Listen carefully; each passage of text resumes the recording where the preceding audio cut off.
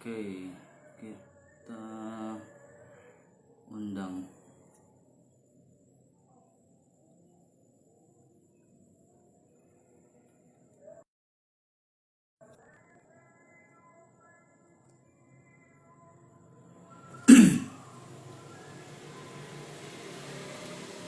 Suaranya pura bro, aman rak suarane.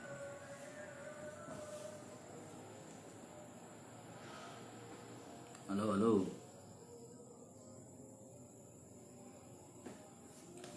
aman. Oke, berarti mau sinyalnya sing kentang bro, sinyal wifi. Iki yang kuota. Halo Nur, Nur Astri Melinia, teman baik dari Lampung. Mantap. Mana nih? Share. Suaramu lirik banget.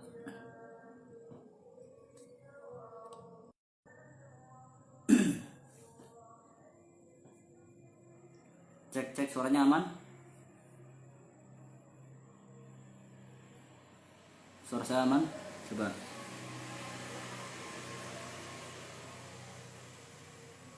Tadi mau pakai headset, rasanya kentang juga sih, jadi susah mau pakai headset. Aman, oke, terima kasih Nur. Mana nih Syarifuddin kok nggak ada Syarifuddin.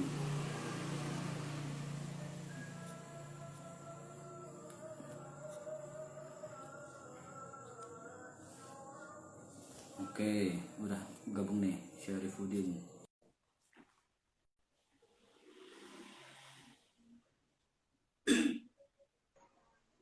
Oke, mantap. Aman. Suara jelas nggak? Suara jelas? Aman? Jelas. Tes. Suara aman nggak?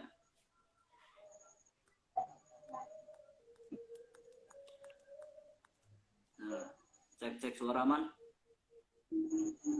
Aman. Aman, oke. Karena udah gabung, Syarifuddin udah gabung, juga ada teman-teman yang udah gabung. Yuk, nggak apa masih gabung, tapi tetap semangat lah untuk obrolan malam hari ini. Ya. Suara Syarif terdengar jelas. Suara Asril aman?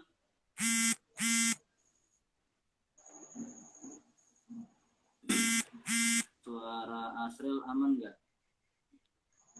Aman bro. Aman, oke. Assalamualaikum warahmatullahi wabarakatuh. Waalaikumsalam warahmatullahi wabarakatuh. Terima kasih buat teman-teman yang udah gabung malam hari ini buat obrolan santai. Untuk malam ini temanya juga menarik. Jangan takut untuk bermimpi. Nah, tamu kita hari ini ada Syarifuddin. Syarifuddin ini teman baik saya sejak kapan tadi? Dari mulai SMP ya, kita SMP bareng. SMP Mas SMP ya. Satu kamar di asrama dulu bareng selama 6 tahun. SMP bareng, SMA bareng, sama saya malah harusnya itu kita pisah sekolah, cuman karena Syarifudin saya minta buat yuk bareng ke SMA 1.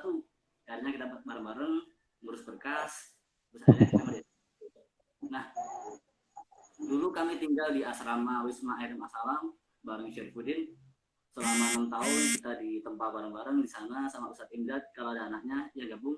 Hai.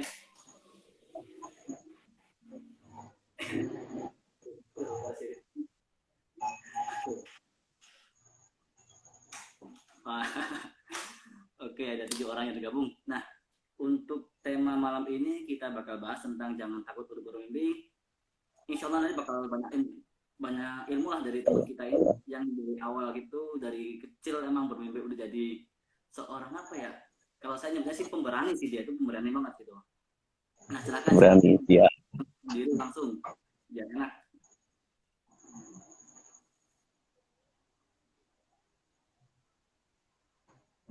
Silakan. Ya. Silakan. Assalamualaikum warahmatullahi wabarakatuh. Waalaikumsalam warahmatullahi wabarakatuh. Ya. Saya akan mulai dari perkenalan diri. Jadi nama lengkap saya adalah Syarifuddin. Saya lahir di Banjarnegara 7 April 1997. Jadi Saya sempat mengenyam pendidikan di SD Al-Irsyad Al-Islamiyah Pekalongan, kemudian saya lanjutkan ke SMP Negeri 7 Pekalongan, lalu saya lanjutkan ke SMA Negeri 1 Pekalongan, yang kemudian saya lanjutkan ke Akademi Imigrasi atau yang sekarang telah disebut dengan Politeknik Imigrasi. Jadi saya adalah anak kedua dari 4 bersaudara, yang mana kakak saya laki-laki dan adik saya perempuan. Saat SMP dan SMA saya sebenarnya sudah mengenyam pendidikan di asrama, yaitu di Wisma Hitam Assalam. Dengan seperti yang tadi dijelaskan oleh Saudara Asril, di sana kita sudah sering bersama seperti makan bareng, belajar ngaji bareng, kemudian juga tidur ya bareng. Banyak juga pengalaman-pengalaman yang bagus di situ. Seperti kita sering juga seperti lompat pagar untuk cari cemilan, terus juga bolos mengaji, kemudian juga menghindari pengajian. Itu ya pengalaman seru yang bisa didapatkan di asrama atau di pondokan. Kemudian sebenarnya sejak kecil tuh cita-cita saya ingin menjadi tentara, tapi mungkin karena suatu kendala cita-cita saya jadi tidak tercapai. Tapi saya juga cukup bangga dan sangat bersyukur sekarang saya bisa mengenyam pendidikan di Politeknik Imigrasi, yang lulusannya akan langsung diterjunkan menjadi seorang ASN keimigrasian. Kemudian juga Mantap. Lanjut. ya, kemudian sebenarnya ada alasan tersendiri mengapa saya memilih ke sekolah kedinasan. Yaitu yang pertama, seperti yang kita ketahui kan, sekolah kedinasan itu kan semua biayanya ditanggung oleh pemerintah, ya kan? Jadi saya bisa meringankan beban orang tua, kemudian juga lulusannya itu jelas, langsung diangkat menjadi calon ASN. Jadi seperti itu, Saudara Sril. Oke. Udah kayak saudara sendiri Sril kita. Kalau boleh tahu kan dulu kan pernah pingin daftar Akmil, terus juga dulu pernah pingin daftar sekolah penerbangan gitu. Itu sebenarnya motivasinya itu apa sih, kenapa pingin sekolah yang kayak ke militer gitu, kenapa nggak milih yang sekolah yang biasa aja gitu? Oh iya. Kan nggak ada peraturan atau apa gitu. Jadi kan dulu sempat pingin ke SMK penerbangan ya Sil. Itu tuh sebenarnya udah daftar, udah tanya-tanya, cari info. Tapi waktu sempat ngecek lokasinya.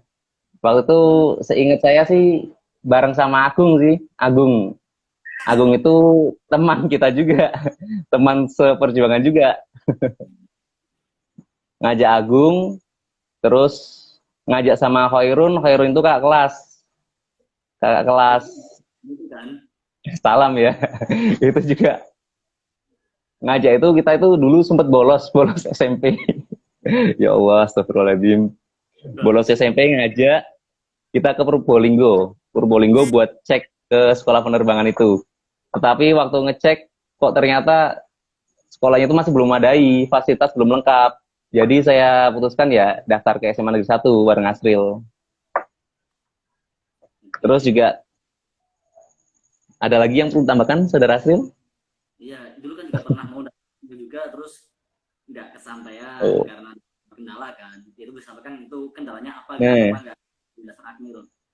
Dulu itu daftar Akmil tuh bisanya nggak kesampaian karena ya dulu itu berkas-berkas saya tuh sebenarnya nggak sinkron, banyak yang kurang.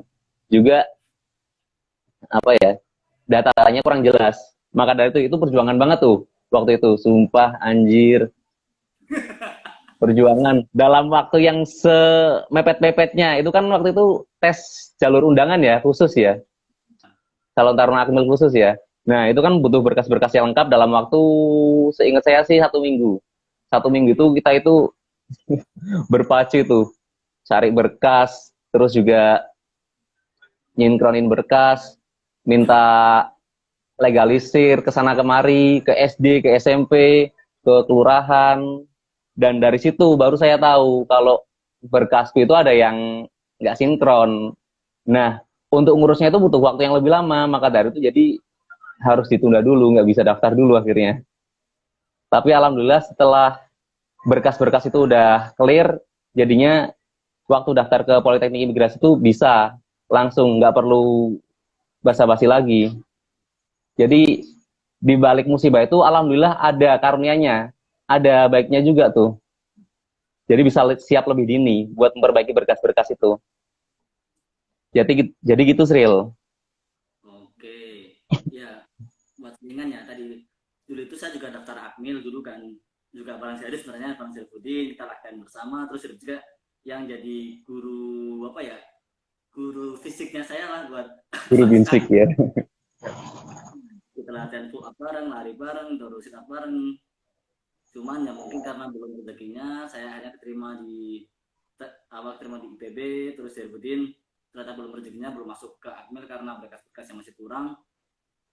Nah, terus nih, kenapa kok akhirnya milih Poltekim? Padahal kan ada beberapa pilihan kan, ada STAN, ada STIS, ada STSN, terus ada sekolah apalagi itu banyak lah. Kenapa milih Poltekim enggak yang lain?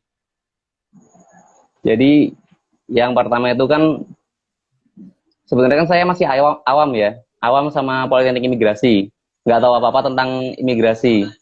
Setauku malah kayak kampus-kampus biasa, tapi ternyata setelah daftar, cari tahu, browsing sana, browsing sini, alhamdulillah akhirnya paham apa itu Politeknik Imigrasi. Jadi setelah itu tumbuhlah tuh kecintaan untuk biar bisa jadi taruna Politeknik Imigrasi. Gimana caranya? Jadi setelah tumbuh kecintaan, berlatih lagi lebih giat. Karena sebelumnya kan sempat down kan, waktu pendaftaran Akmil itu sempat down. Setelah tahu apa itu Politeknik Imigrasi, jadi semangat lagi, giat lagi, lebih disiplin lagi. Alhamdulillah akhirnya seperti yang saat ini, alhamdulillah bisa masuk dan juga bisa mengenyam pendidikan di sini. Terus juga selain itu kan dulu juga sempat itu ada cerita nih. Waktu daftar kan kami berempat ya. Aku sama teman-teman SMA, sama kayak teman amal gitu. Terus II ada juga yang daftar di Politeknik Pemasyarakatan. Itu alhamdulillah tuh bareng-bareng tuh. Sampai akhir kok ternyata malah yang lolos cuma saya sendiri. Dari situ sempat agak gimana ya. Dulu kan juga aslinya kan sebelum browsing-browsing diajak. Ya, Ternyata malah saya sendiri. Di situ sempat ngerasa aduh gimana nggak enak hati gitu. Cuman iya ya kan? gimana lagi ya. Namanya juga rezeki kan, nggak ada yang tahu kan. Oke, oke. Di sana nggak ada yang kenal, cuman sendirian, nggak ada yang kenal, nggak ada temen, nggak ada saudara. Aduh. Tapi ya setelah masuk akhirnya ya cari temen, cari kenalan. Akhirnya semua udah kayak saudara sendiri akhirnya. Saudara sendiri, mengenyam pendidikan bareng. Ada juga nih cerita, waktu itu waktu mau masuk catar kan bawa berkas banyak tuh, bawa barang-barang banyak, sendirian, udah kayak orang hilang. Rasanya ya Allah hidup kok gini amat, tapi ya tetap bisa bersyukur, alhamdulillah bisa ketawa-ketawa sendiri, bisa jadi kenangan gitu, kenangan indah bisa diceritakan ke keturunan nanti, insya Allah ya pokoknya. Oke. Berarti dulu tuh emang dari kecil itu bermimpi jadi taruna gitu ya. Iya, Nah, tahu info taruna itu dari mana? Kan masih kecil kan mestinya kan nggak bakal kepikiran sampai sana kan. Kalau bisa kepikiran pengen jadi taruna gitu loh. dulu itu dari kecil cuman ingin jadi TNI atau polisi, sebenarnya cuman itu doang. Cuman kan setelah bertambahnya usia, waktu SMP masuk, ternyata tahu pendaftaran polisi, tentara, PNS itu terdapat dari beberapa jalur, kayak dari jalur lulusan SMP, lulusan SMA, CPNS kan, terus juga ada dari sekolah ikatan dinas, terus juga ada kayak lulusan sarjana gitu kan. Akhirnya kan tahu lama-lama, tahu semenjak SMP tumbuh tuh bibit keinginan, kebanggaan ingin jadi ASN gitu jadi Sril. Asal mulanya dari yang kecil, sebenarnya mimpi itu nggak perlu besar, dari yang kecil sesuai berjalannya waktu mulai dah tuh ditumbuhkan lagi, cari informasi lagi, jadi mimpi yang besar gitu Sil. Oke. Kalau pas masih kecil ya mimpi anak kecil itu tidak bakalan jadi dokter, terus jadi guru, jadi apa gitu. Tapi kan semenjak kita tambah dewasa, terus kita masuk ke sekolah SMP, SMA, terus lulus itu kayak berubah-ubah gitu loh. Yang tadinya pengen jadi dokter terus pindah ini jadi ini. Lah gimana cara Syarif ini bisa tetap kekeh pengen masuk ke militer gitu? Nah, mereka maksudnya ke Sebenarnya kan itu kan, ya sebenarnya kan itu udah ada itunya Sil. Jadi semua itu dipengaruhi dari lingkungan, kayak dari keluarga, dari temen, terus jadi orang-orang yang terdekat, ya kan. Jadi itu sih yang pengaruhin Sil. Teman-teman kan tahu sendiri semua waktu SMA itu kan, kebanyakan kayak gilmil gitu loh, gila militer gitu, ya kan. Jadi itu mempengaruhi juga, membentuk mental, membentuk keinginan, gimana caranya harus bisa, gitu Sil. ya, tapi kan tetap kalau dari saya sih kan misal pengen meraih cita-cita terus pasti ada kayak godaan-godaan yang mending cari yang gampang aja lah, gak usah yang susah-susah. Iya, Biar tetap itu ada tuh sebenarnya tuh sempet timbul, kok gini banget, males, pingin ini pingin itu, tapi ya akhirnya ya gimana ya, kita harus punya suatu patokan gitu loh, mindset kedepannya harus gimana, harus bisa kedepannya. Jadi ya mindset itu yang ditumbuhin, dikuatin, jangan sampai kegoda sama yang lain. Terus juga harus tawakal, kita berpikir jangan cuma sekarangnya aja, jangan cuma enaknya aja, ya kan. Kan kebanyakan kayak sekarang remaja mikirnya kan, pengennya enak, pengennya nyantai, pengennya itu, ya kan. Nah, maka dari itu kita harus berpikir ke depan, jangan cuma mau enaknya aja. Iya, sekarang sih kayak enak gitu kan, tapi ke depan kan nggak ada yang tahu semua. Biasa aja, orang tua kan bisa aja kenapa nggak bisa ngurusin kita lagi, ya kan. Jadi itu sih, berusaha, berani bermimpi, jangan pernah takut, ya nggak. Jangan takut gagal, gagal coba lagi, tetap berusaha, gigih, berdoa, tawakal, ikhtiar, ya kan. Pokoknya itu belajar, berdoa, usaha, sama tetap beribadah. mantap. Sebenarnya juga ada sih beberapa keinginan lagi, kayak kedepannya itu kalau udah lulus, kan kita udah pasti kerja, cuman tetap pingin buka usaha gitu loh, buat keluarga kan, pingin buka usaha kayak pingin buka rumah makan gitu kan, terus juga pingin buka toko mebel Mantap. gitu sih. Sebenarnya kalau untuk mebel sih udah cari informasi sih, walaupun belum punya modal, belum tahu apa-apa, cari informasi aku dari sekarang. Yang paling penting sih informasi dulu sih, informasi terus kita Iya, lebih banyak kenalan-kenalan lah, kenalan channel-channel, terus baru kita kalau udah dapet channel kan untuk modal itu bisa lah gitu. Kalau menurut saya bisa sih. insya Allah. Nah, ada pertanyaan lagi nih dari saya.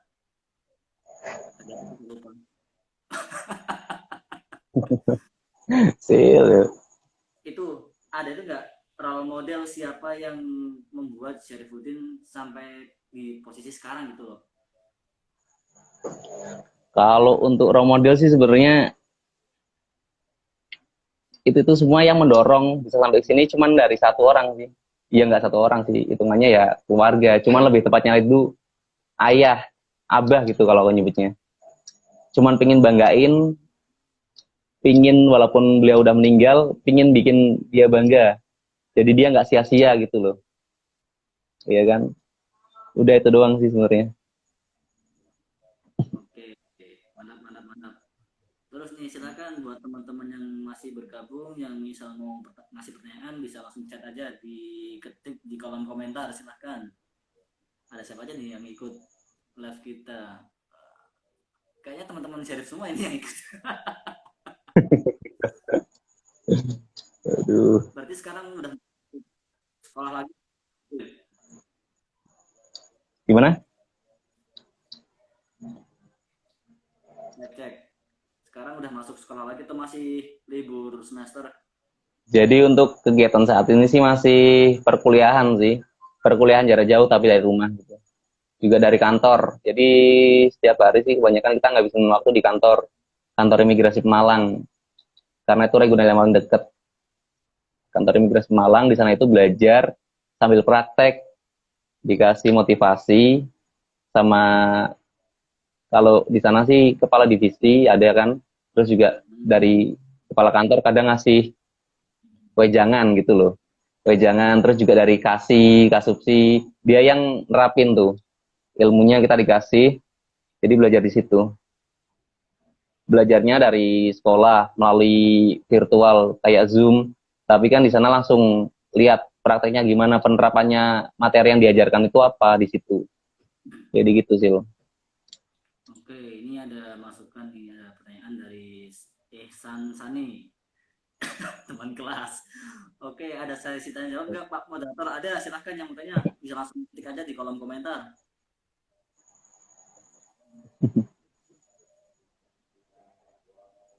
Yuk, yang mau tanya ada Alif Badasarel, teman Syarif juga, teman Syarif semua yang bergabung ternyata. Silakan Sarel kalau misal mau ngasih pertanyaan ke Syarifuddin, tanya kabar atau tanya apalah yang. Oke. Sovanata. Ada pertanyaan nih dari Syarifuddin. Aku mau tanya Bang, lingkungan yang baik itu gimana maksudnya Bang? Silahkan Syarifuddin. Oh, jadi lingkungan yang baik. Sebenarnya tuh lingkungan yang baik itu lingkungan yang bisa mempengaruhi kita menuju lebih baik lagi. Kayak bukan ini gimana ya? Bukan lingkungan yang menjerumuskan kita gitu sih loh. Gitu bro. Bukan lingkungan yang menjerumuskan kita ke hal-hal yang buruk. Semisal kan ada tuh lingkungan kayak di suatu kampung gitu atau RT lah. Itu kan ada tuh anak-anak yang nakal yang kayak tiap malam itu kayak mabuk-mabukan lah gitulah. Itu lingkungan yang buruk. Kalau lingkungan baik itu kayak lingkungan lingkungan yang lebih banyak memberikan efek positif bagi kita gitu. Efek positif itu bisa seperti menjadikan kita lebih giat belajar, lebih giat berlatih, bisa lebih giat berolahraga, jadi nggak gelember gitu, nggak gemuk. Jadi gitu sih lingkungan yang positif. Oke. Ada lagi nih masuk lagi Sani nih. Apa kita biar jadi lebih baik harus pilih-pilih teman yang gimana Bang? Caranya gimana? Oh, jadi untuk jadi lebih baik itu sebenarnya nggak perlu sih pilih-pilih teman, cuman kita sendiri harus bisa selektif, selektif dari masukan dari orang-orang di sekitar kita. Kayak kita itu ambil nilai positifnya aja, nilai negatifnya itu kita dengarkan, tapi jangan dimasukin, Hmm. jangan diambil positif, jangan diambil negatifnya gitu. Ya, berarti harus tetap nggak kita nggak selektif milih teman, tapi kita selektif dalam mengambil yang mereka sampaikan gitu ya Ya, intinya. dalam menanggapinya gitu. Dari hati kita sendiri sih sebenarnya. Jangan mudah terpengaruh gitu. Ada pertanyaan lagi nih dari Mas Amin. Kalau udah kerja tetap ada santapan fisik dari instansi apa enggak? Jadi kalau udah kerja itu sebenarnya sih dari individu sih gimana mau apa enggak gitu loh. Cuman kalau fisik nggak terlalu berat, paling ya olahraga tiap Jumat gitu kan, terjadwal sesuai yang saya alamin gitu ya di kantor kayak di Pemalang, terjadwal tiap hari Jumat itu kadang ada kayak olahraga bersama, voli gitu. Terus juga kayak ada pengajian tiap Jumat gitu sih loh. Hmm, itu tergantung individu masing-masing lah. Berarti misal kita Iya, nemuin ada pejabat instansi itu yang gemuk-gemuk itu bukan karena mereka itu ya nggak ikut program, tapi emang mereka nggak mau bikin program sendiri gitu ya. iya mungkin gitu. Cuman kalau dari kantor sudah programin gitu. Tiap beberapa minggu sekali ada pembinaan fisik, ada olahraga bersama, ada pengajian gitu. Gitu sih. Kadang juga ada kurve bersama gitu. Mantap, mantap. Ada lagi nih, mantap nih Sani nih, ikutin dari awal. Gimana caranya buat ngehindarin rasa nggak enak waktu teman kita ngajak tapi perlakuannya jelek Bang, kayak ngerokok misalnya gitu. Oh iya iya iya. Gimana gimana? Gimana caranya buat menghindari rasa gak enak waktu teman kita ngajak, Iya, ngajak tapi perlakuan yang jelek, kayak ya ngerokok misalnya, ngajak. itu Oh ngajak ya, mas. kayak ngajak ngerokok gitu ya. Sebenarnya sih dari kita sendiri gimana? Kita kan bisa tuh, bisa nolak ya kan, nolak secara baik-baik, secara halus, kan bisa gitu. Atau mungkin kita ngehindar dulu, bisa kan? Jadi gitu sih menurut saya sih. Nggak perlu dengan cara kasar menjauhi teman itu. Kita tetap berteman baik, tetapi nggak ngelakuin yang dia lakuin gitu. Kan itu pilihan sendiri, ya kan? Hmm, ya kadang kan ini yang di perusahaan itu kitanya itu sebenarnya pengen gabung, cuman karena merekanya itu pada merokok terus kita nggak nyaman gitu lah, cara nolaknya gimana biar Ya, sama-sama nggak bikin keki lah. ya nggak bikin janggal gitulah ya. Nah,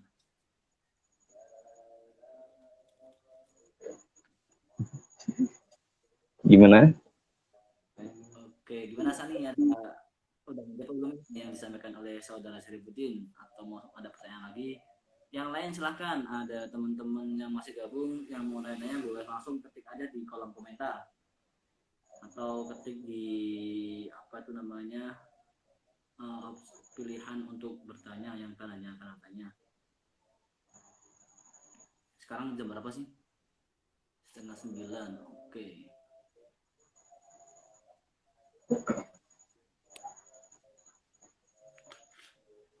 Terus tadi ada selalu disampaikan udah sampai oleh Syarifudin. Nah, untuk close statement Rip, karena mungkin udah gak ada yang mau tanya lagi, pun dari saya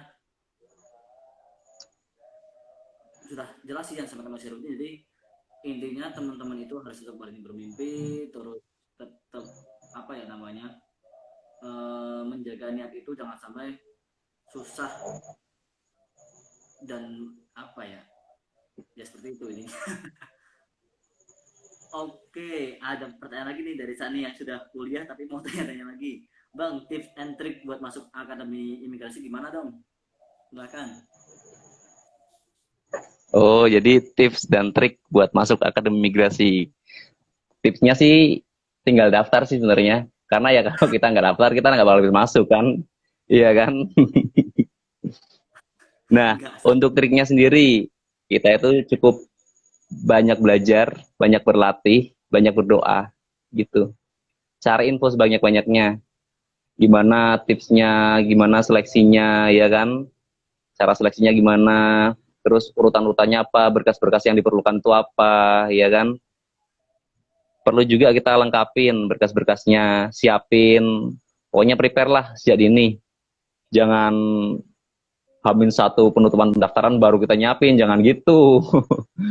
Yang ada malah stres sendiri kalau gitu, ya nggak? Nah,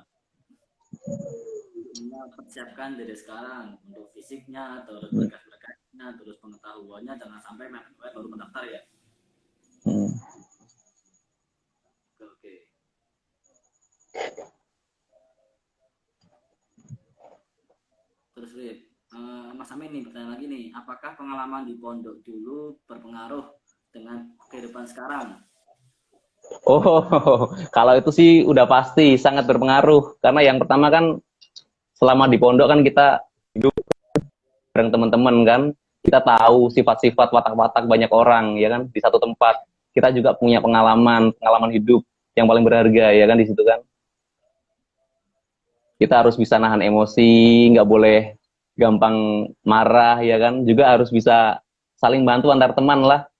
Teman kan kadang ada yang butuh apa, kita harus respect sama teman, sama adik kelas juga kan.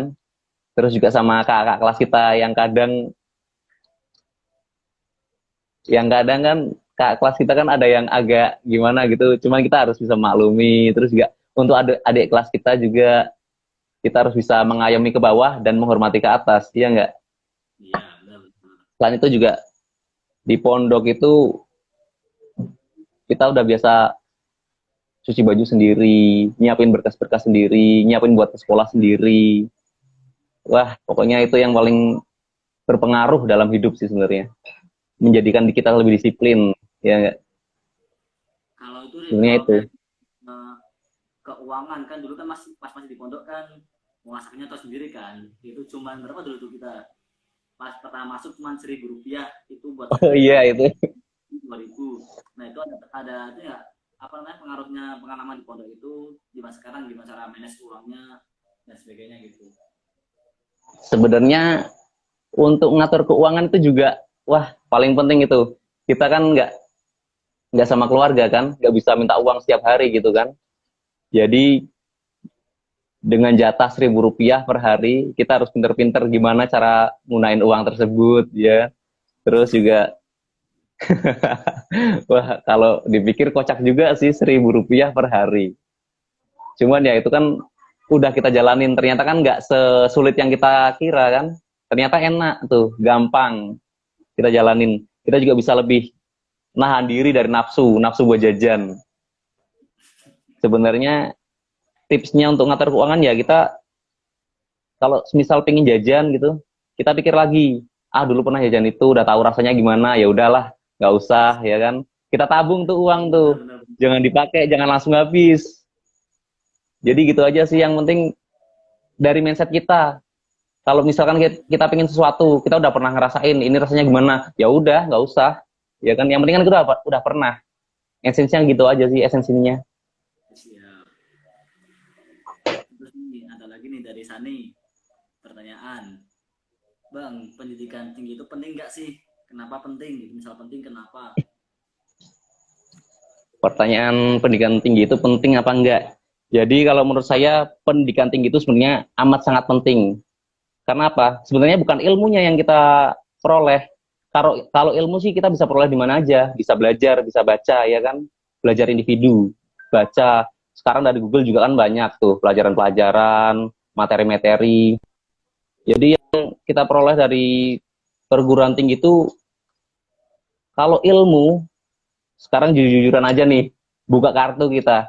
Kalau ilmu pasti kan hari ini kita belajar ini, besok udah lupa ya kan, masuk kuping kanan, keluar kuping kiri, ya kan? Pasti gitu, saya yakin tuh 100% tuh. Jadi pentingnya itu untuk pendidikan tinggi itu bukan ilmunya, tetapi pengalamannya yang kita dapat. Gimana kita menghadapi masalah, gimana kita menyelesaikan masalah, ya kan? Pendewasaan diri kalau menurut saya. Dengan kita kuliah atau menempuh pendidikan tinggi, pikiran kita jadi terbuka. Karena menurut saya sih begitu aja. Jadi kita bisa menyelesaikan masalah dengan berbagai macam cara. Nggak kayak orang-orang yang mohon maaf ya, mungkin pendidikannya rendah atau mungkin nggak sekolah sama sekali. Menurut saya gitu aja sih, Ya, bukan kemarin, ilmunya. ya kemarin saya juga udah bahas bareng sama pas mini talk yang pertama sama Ari Trian Gaesa. Gaesa juga menyampaikan misal pendidikan itu sangat penting gitu loh.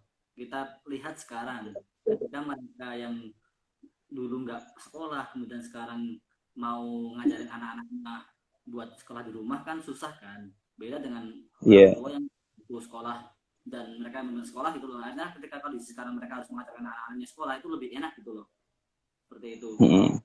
tambahan Maka jadi dari- emang penting pendidikannya kemudian juga pengalaman juga penting seperti itu.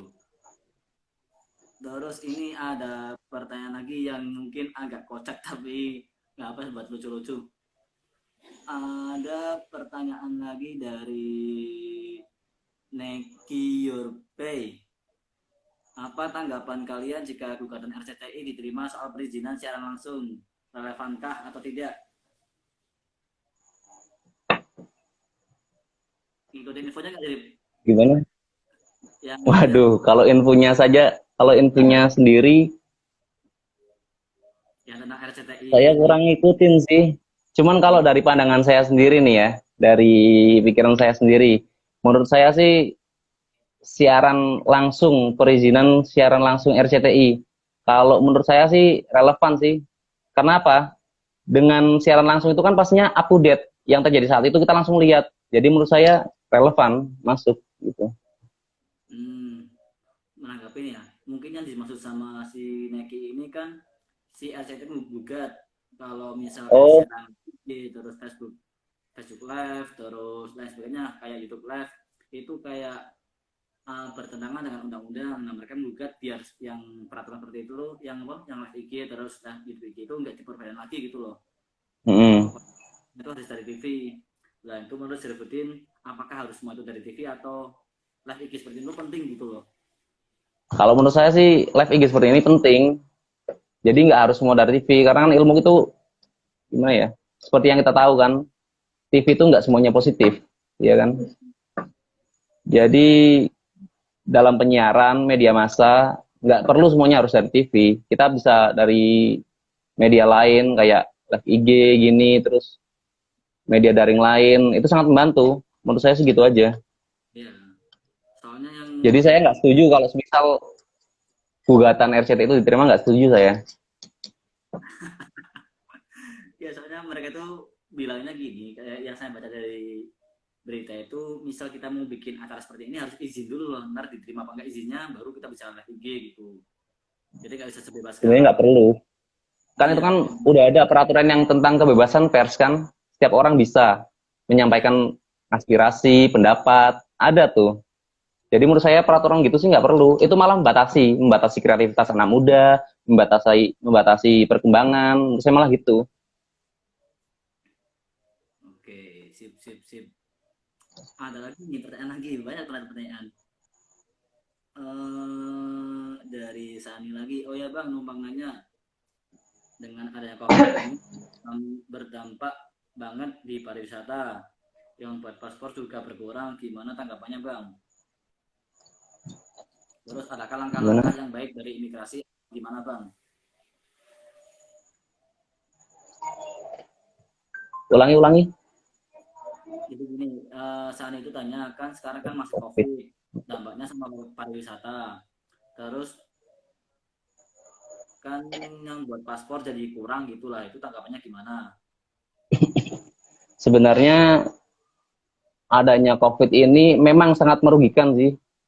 Seperti yang terjadi saat ini, kayak PNBP, pembuatan paspor gitu, pelayanan keimigrasian itu berkurang hampir 75% malah, ya Wow. kan? Ya kan? Hampir 75% tuh PNBP berkurang.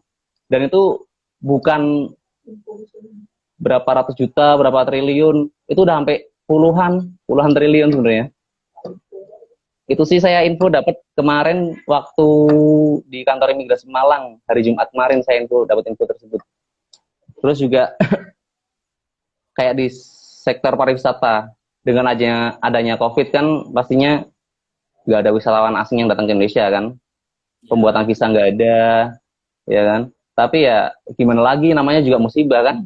Siapa yang pengen musibah? Siapa yang mau? Nggak ada yang mau kan. Cuman sudah terjadi, memang harus gini. Kalau tetap kita kekeh buka pariwisata gitu dengan bebas, pastinya malah penyebaran COVID ini tambah parah nanti, tambah cepat lagi. Kita aja menerapkan peraturan protokol kesehatan aja masih banyak kan penyebaran COVID-19, masih cepat. Apalagi kita nggak nerapin protokol keamanan. Jadi kalau saran saya, kita ikutin aja protokol dari pemerintah, protokol kesehatan. Itu juga buat kepentingan kita sendiri, buat kebaikan kita sendiri. Menurut saya segitu aja. oke. Terus ada tambahan lagi nih dari Sani. Ada nggak sih langkah yang baik dari imigrasi atau gimana terkait yang tadi kurangnya pendaftar paspor?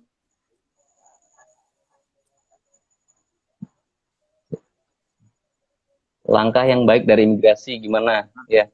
Jadi kalau dari imigrasi sendiri, kita itu udah menerapkan kayak easy paspor.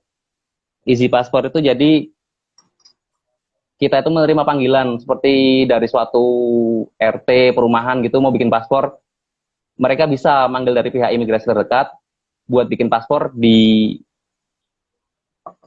perkumpulan itu, di perumahan Oh, itu, dengan jadi syarat sih minimal kayak 20 orang. itu Bu. Jadi kita yang datang nyamperin pemohon, bukan Iya. pemohon yang datang ke kantor seperti itu.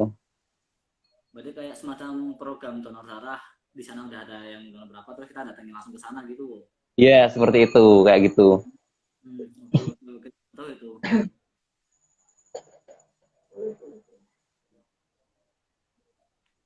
nanti bisa Sani nih, boleh bang minta nomornya buat wilayah Jateng buat bikin paspor. Nah nanti langsung chat aja lah sama sama si Wah, Rifudin. kalau itu nggak bisa itu. Mohon maaf kalau gitu. Oke, kita udah ngobrol berapa jam ini? Udah hampir selesai ya. Hmm, oke, karena udah hampir 1 jam, silahkan saya butuhin close statement untuk obrolan kali ini tentang mimpi dan gimana cara kita biar tetap apa namanya berani untuk bermimpi lah intinya gitu. Tipsnya gimana? Menurut Jadi menurut saya gini aja bro, pokoknya jangan pernah takut untuk bermimpi ya. dan barengi mimpi itu dengan usaha. Jangan cuma mimpi tok. Kalau kita cuma mimpi tok, nggak bakal kesampaian tuh mimpi. Mau sampai kapan kita mimpi ya kan? Jadi tetap kita berusaha. Gimana cara mewujudkannya?